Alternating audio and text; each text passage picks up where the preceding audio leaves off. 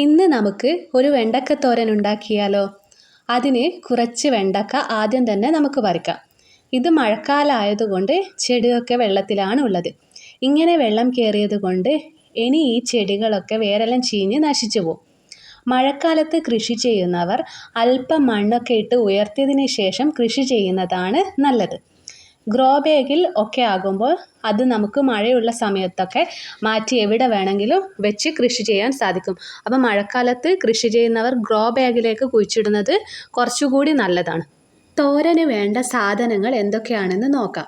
വെണ്ടക്ക, ഒരു വലിയ സവാള, 2 പച്ചമുളക്, വലിയ തക്കാളി ആണെങ്കിൽ ഒരു പകുതി മതി, ചെറിയ തക്കാളി ആണെങ്കിൽ 1 എടുക്കുക. തക്കാളി പുളി ഇഷ്ടമുള്ളവർക്ക് ഫുൾ തക്കാളി എടുക്കാം, അല്ലാത്തവർക്ക് അര തക്കാളി മതി. പിന്നെ കുറച്ച് ചിരകിയ തേങ്ങ വേണം, അല്പം മഞ്ഞൾപ്പൊടിയും ആവശ്യത്തിന് ഉപ്പും വേണം. വെണ്ടക്ക അധികം വലിപ്പത്തിലും തീരെ കനം കുറഞ്ഞും അരിയാൻ പാടില്ല. ഒരു മീഡിയം സൈസിലേ അരിയാൻ പാടുള്ളൂ. നല്ല കട്ടിയായാൽ അരിഞ്ഞാൽ അത് വെന്ത് കിട്ടാൻ സമയമെടുക്കും. തീരെ കനം കുറഞ്ഞാൽ ഇതിൽ നമ്മൾ വെള്ളമൊന്നും ചേർക്കാത്തത് കൊണ്ട് പെട്ടെന്ന് കരിഞ്ഞു പോകാനും സാധ്യതയുണ്ട്. വെണ്ടക്കത്തോരൻ കുട്ടികൾക്കൊന്നും ചിലപ്പോൾ ഇഷ്ടപ്പെടില്ല.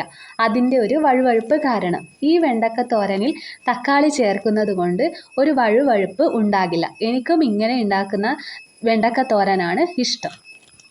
ഇനി ഒരു പാൻ വെച്ച് അല്പം വെളിച്ചെണ്ണ ഒഴിച്ച് കടുക് പൊട്ടിക്കുക. ഇത് വളരെ വേഗത്തിൽ ഉണ്ടാക്കാൻ പറ്റുന്ന ഒരു തോരനാണ്. ഇനി മുറിച്ചു വെച്ച സവാള ഇതിലേക്കിട്ട് വഴറ്റുക. പെട്ടെന്ന് വഴന്നു കിട്ടാൻ വേണ്ടിയിട്ട് അല്പം മഞ്ഞൾപ്പൊടിയും കുറച്ച് ഉപ്പും ചേർക്കുന്നത് നല്ലതാണ്. സവാള അധികം കരിഞ്ഞു പോകാതെ നോക്കണം, അല്ലെങ്കിൽ തോരന് സ്വാദ് കുറയും. ഉള്ളി ഏകദേശം വഴന്നു എന്ന് തോന്നുമ്പോൾ അതിലേക്ക് മുറിച്ചു വെച്ച തക്കാളി ഇട്ട് അതും വഴറ്റുക. ഇത് രണ്ടും നല്ല രീതിയിൽ വഴറ്റണം, പക്ഷേങ്കിൽ കരിഞ്ഞു പോകാൻ പാടില്ല. ഇനി ഇതിലേക്ക് മുറിച്ചു വെച്ച പച്ചമുളക് ഇട്ട് ഒന്നുകൂടി വഴറ്റുക. അതിനുശേഷം മുറിച്ചു വെച്ച വെണ്ടക്ക ഇതിലേക്ക് ഇടുക.